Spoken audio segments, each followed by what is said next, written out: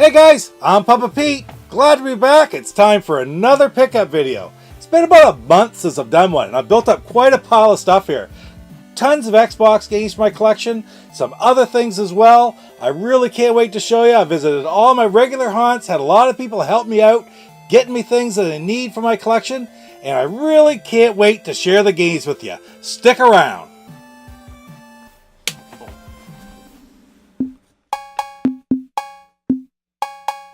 Papa Pete, the old ass gamer. Papa Pete, the old ass gamer. If you haven't grown up by the age of 50, you don't have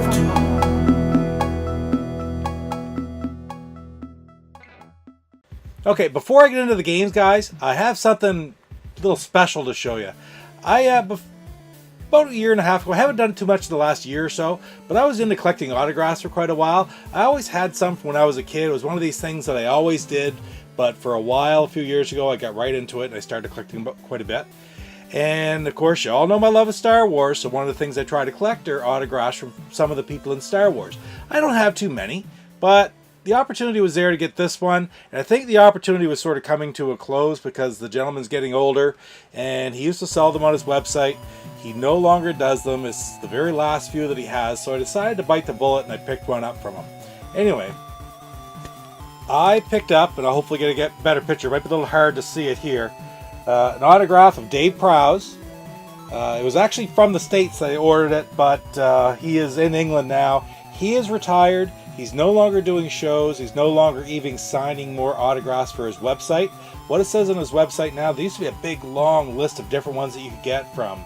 I mean, Dave Prowse was not only the Darth Vader in Star Wars, but probably my favorite movie of all time is A Clockwork Orange. And he played Julian, who was he was like the bodyguard of the old guy in the home that Alex DeLarge attacked. Anyway,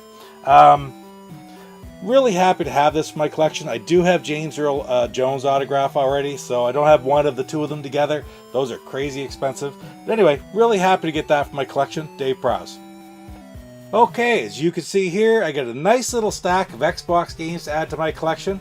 I got it from one of my favorite places to collect video games, Spin It Records in Moncton, New Brunswick.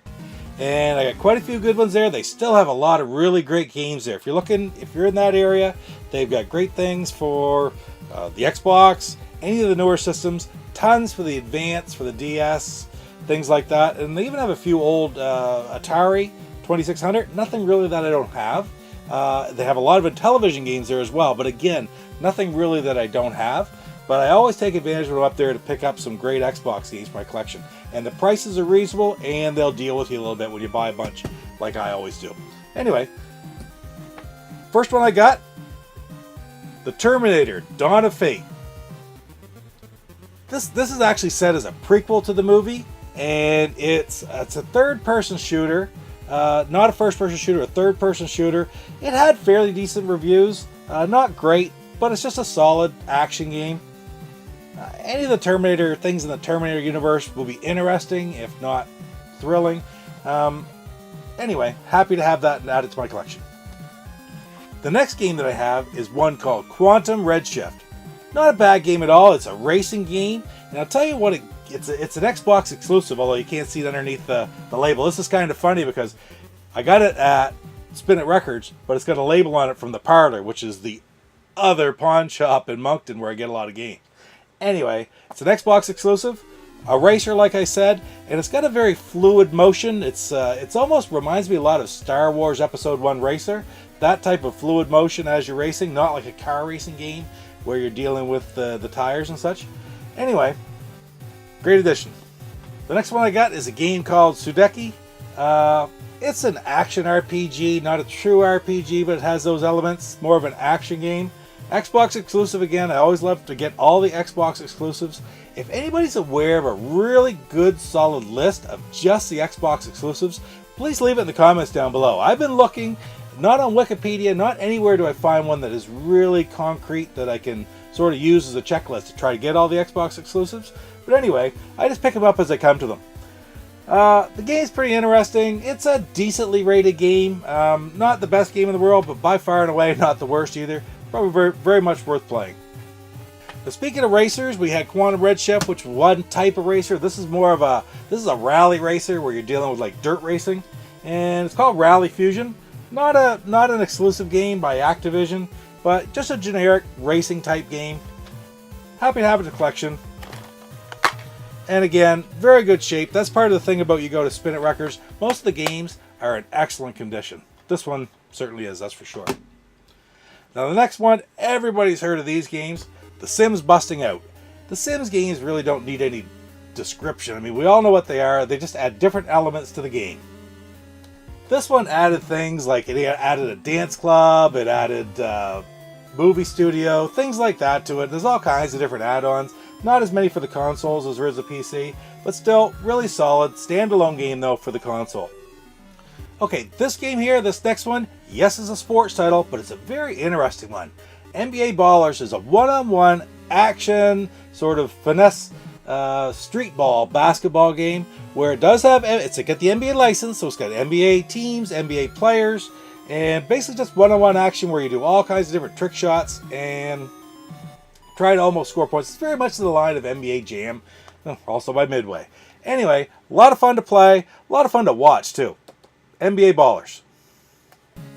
Other than Star Wars and video games, I really do like wrestling. I've historically very much liked wrestling back in the, since I was a kid in the 70s, up through the 80s, right up to pretty much to today, although I've sort of lost interest in it a little bit over the last couple of years. I really think the heyday is from around 1980 to about 2000, 2005 in that area, and it's not quite as strong now as it used to be. I just find the characters aren't as strong, and really think there's a lot to do with it losing kayfabe.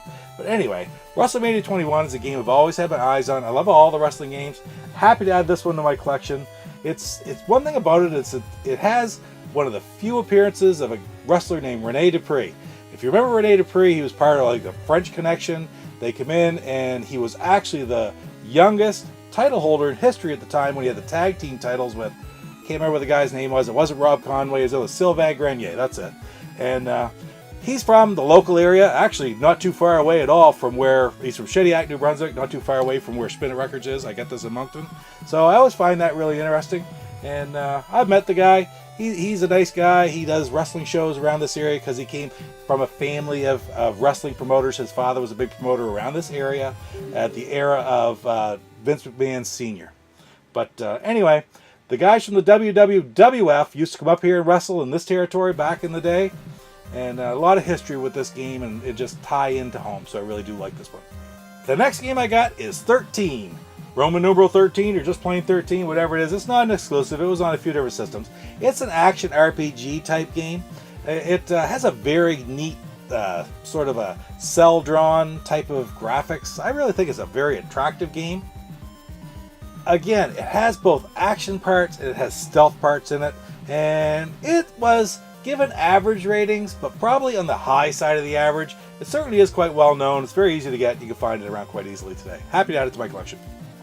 Now the next two games have been on my want list for quite a while. I think I saw my Hidden Gems video, at least one of them a while back. One of them's an exclusive as well. I got Nightcaster Defeat the Darkness and Nightcaster 2 Equinox. The original is actually is an exclusive. The sequel isn't, but and also that the original is a higher rated game. But basically, it's just they're medieval games. They're action games set in the medieval time. And I think this one, the Nightcaster, is set back. It has a kid who goes into the forest one day and finds this glowing orb that takes him over and puts him to sleep, wakes him back up in his mid-20s to find a very different world, and it sets him off on a mission to find and defeat the Nightcaster that's taken over and filled the world full of different creatures. Anyway, neat premise, interesting game. Very happy to add it to my collection, and right on.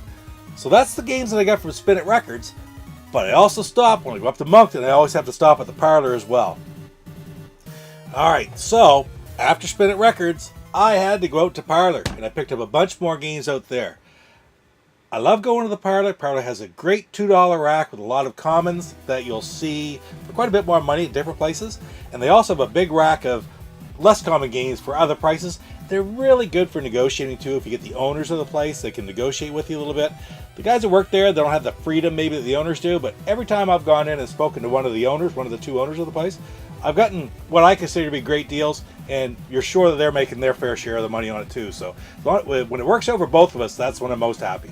Anyway, one thing that did bother me a little bit is when I went in, they always have this big, like I'll say a 6-8 foot long rack full of Xbox games for all their commons, and the rack was gone, and they had a rack about a third that size there this time. So I'm really worried that their stock's going, because these are getting harder and harder to find. But that's another good reason why you should be collecting Xbox original games today, because they're going to disappear over time and the prices will only go up.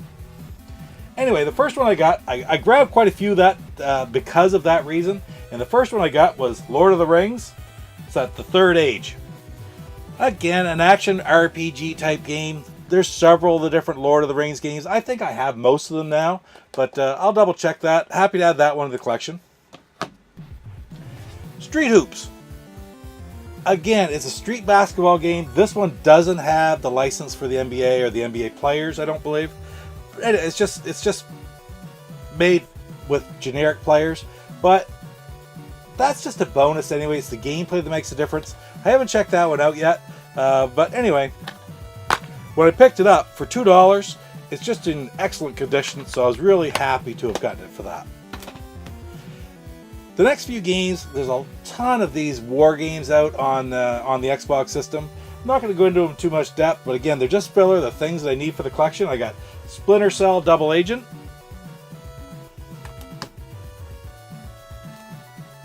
I got Brothers in Arms Road to Hill 30. I got Combat Task Force 121. Next is Special Forces Nemesis Strike.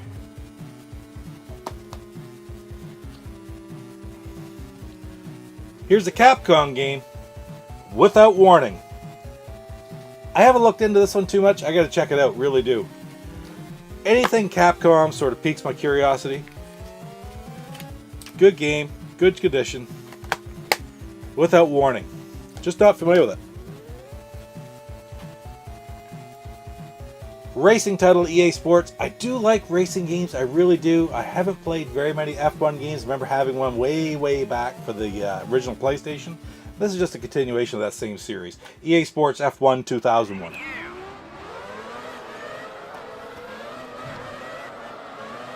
Now this one I was a little surprised to see on the $2 rack, but hey, you can't beat it. UFC Tap Out 2. I had the first one, didn't have the second one. Exclusive to Xbox.